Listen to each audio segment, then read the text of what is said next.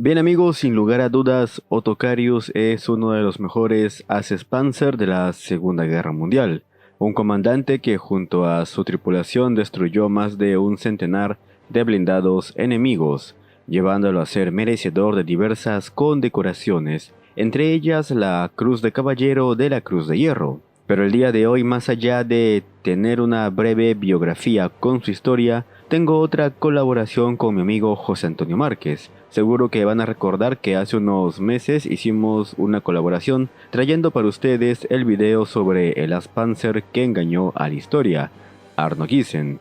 Si no lo han visto, lo recomiendo bastante de ver. Pues bien, José Antonio llegaría a conocer en persona al propio Otto Carius y tuvo una larga conversación con el señor Carius, donde además de mostrarle sus condecoraciones, respondió a preguntas bastante interesantes acerca de su tiempo de servicio en la Segunda Guerra Mundial y sobre todo acerca de quién fue el mejor As-Panzer alemán de todo el conflicto. ¿Están seguros que fue Kurt Nispel? Así que primero que nada agradecer a José Antonio Márquez por dejarme acceder a esta entrevista, información bastante interesante, y recordarles a ustedes que hace poco publicó nuevamente el Tigerfibel, la guía definitiva usada por los tanquistas alemanes en la Segunda Guerra Mundial para conocer todo sobre este blindado. El Tigerfibel, originalmente en alemán y entregado a los comandantes y tripulaciones de Panzer, está ahora en nuestro idioma para conocer, igual que Otto Carius, de todos los secretos de este mítico blindado. El enlace en el comentario fijado los va a redirigir a la web, donde pueden ver este y muchos más libros. Por otra parte, veamos un poco más de quién fue Otto Carius. Al culminar la escuela secundaria, Otto Carius decide presentarse como voluntario en el ejército. La Segunda Guerra Mundial había estallado hace unos meses y miles de jóvenes alemanes respondieron al llamado de la patria presentándose como voluntarios.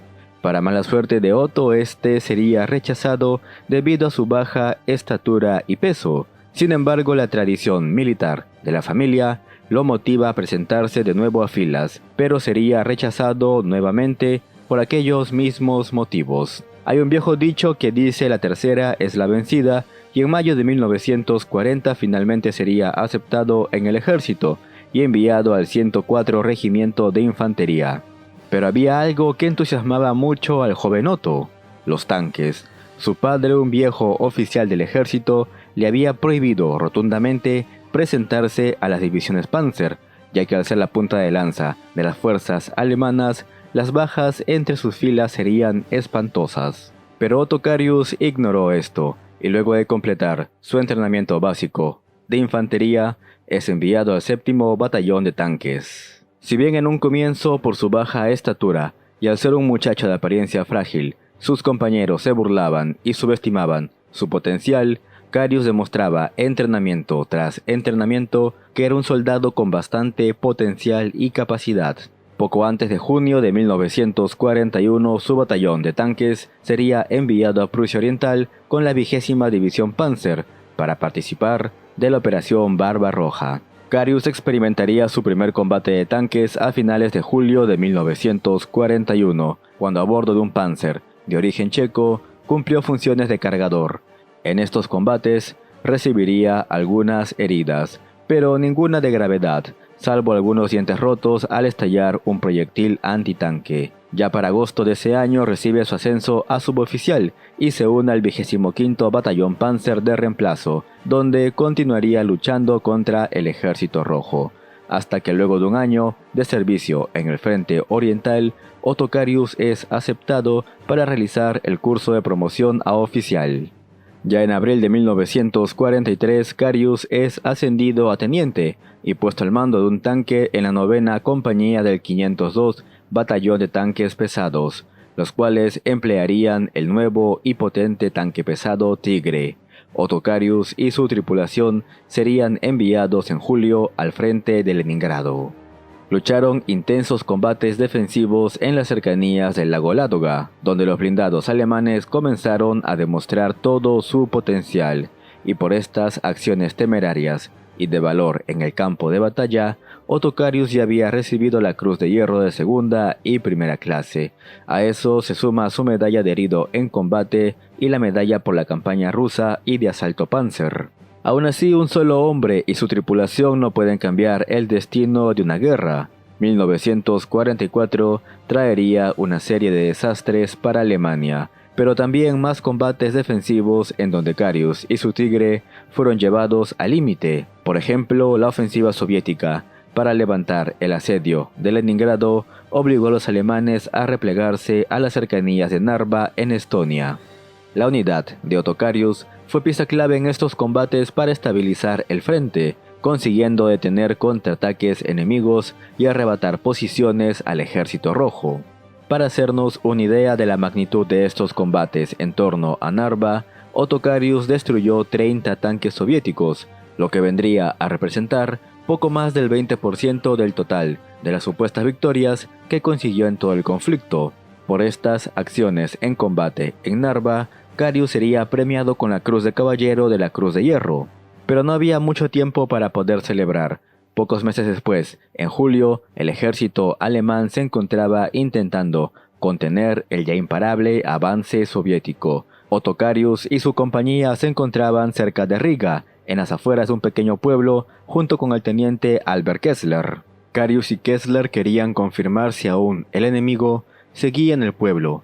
Las sospechas eran correctas. Había presencia de blindados enemigos, por lo cual Carius decide lanzarse al ataque, únicamente acompañado del Tigre del teniente Albert Kessler. La velocidad era esencial en su estrategia y crucial para sorprender a los rusos y negarle la posibilidad de poder reaccionar con sus tanques. Carius recuerda que la batalla no duró mucho, poco más de 20 minutos, pero tanto él como el Tigre acompañante destruyeron 17 blindados enemigos. Otocarius sería gravemente herido el 24 de julio mientras realizaba tareas de reconocimiento con una motocicleta. En esta ocasión, un disparo le atravesó la pierna, otro rozó el cuello y 4 balazos le dieron en la espalda, pero pudo sobrevivir. A finales de agosto de 1944, y ya recuperado de estas heridas, es enviado al 512 Batallón Antitanque Pesado. Aquí recibiría el mando de la segunda compañía. El batallón estaba armado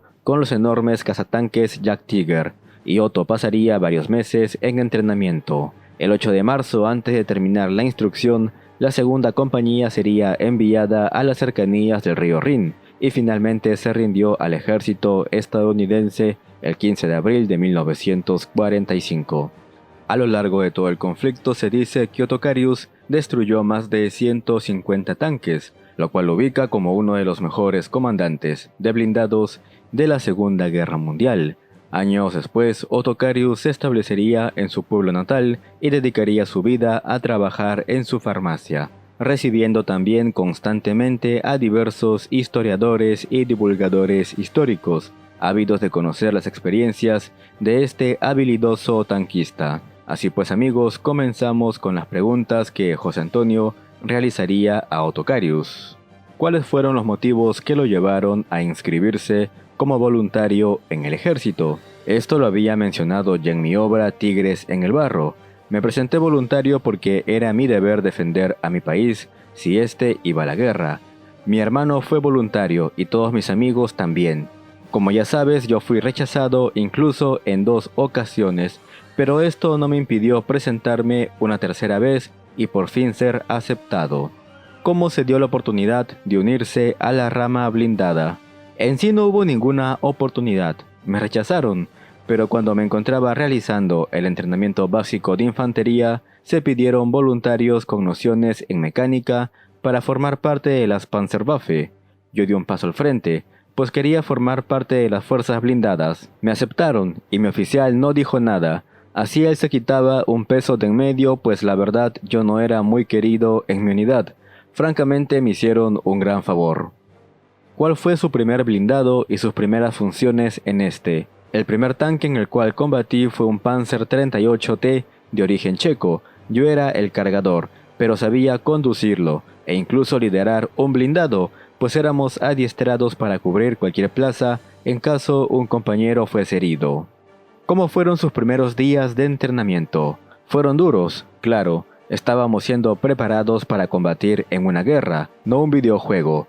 Te entrenabas para formar parte de una dotación blindada, así que aprendías todo lo necesario para cubrir cualquier posición, además de mecánica y cómo realizar reparaciones y cambiar cadenas, ese tipo de cosas. ¿Cuáles fueron sus primeras experiencias en el frente?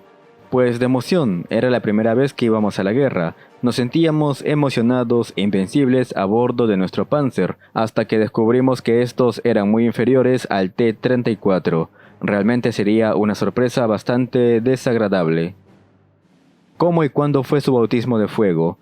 Esto está detallado en mi libro Tigres en el Barro. Piensa que de momento no estaba en una unidad que estuviera en primera línea del frente. Éramos una unidad de retaguardia. No vimos demasiada acción esos días, pero tuvimos algunos enfrentamientos con blindados enemigos ligeros. ¿Qué sintió al ver por vez primera al T-34?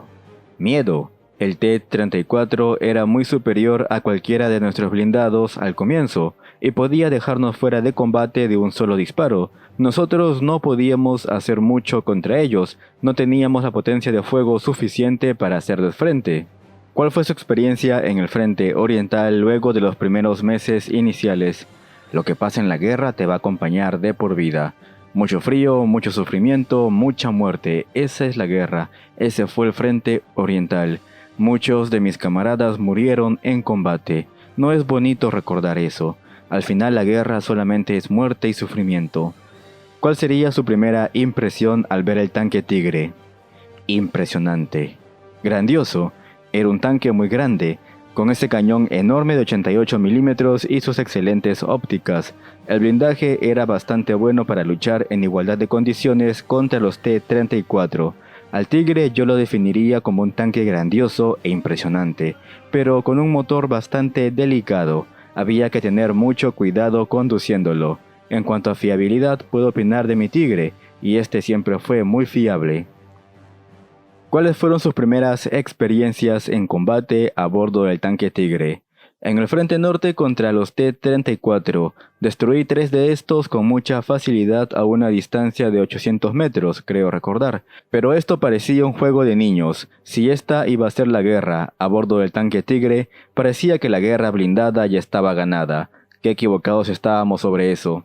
¿Son ciertas el número de bajas que se le atribuyen a Kurt Nispel y otros ases? Pude conversar con la tripulación de Nispel cuando coincidimos en Rusia, y me dijeron que esas cifras eran solamente propaganda. Además, en los últimos años, el Internet ha difundido muchas falacias sobre el número de bajas que tuve y las de otros tanquistas como Bittman o el propio Nispel. Lo cierto es que nosotros ni siquiera contábamos cuántos tanques íbamos destruyendo exactamente. Calculo que en toda la guerra pude haber destruido unos 100 tanques enemigos.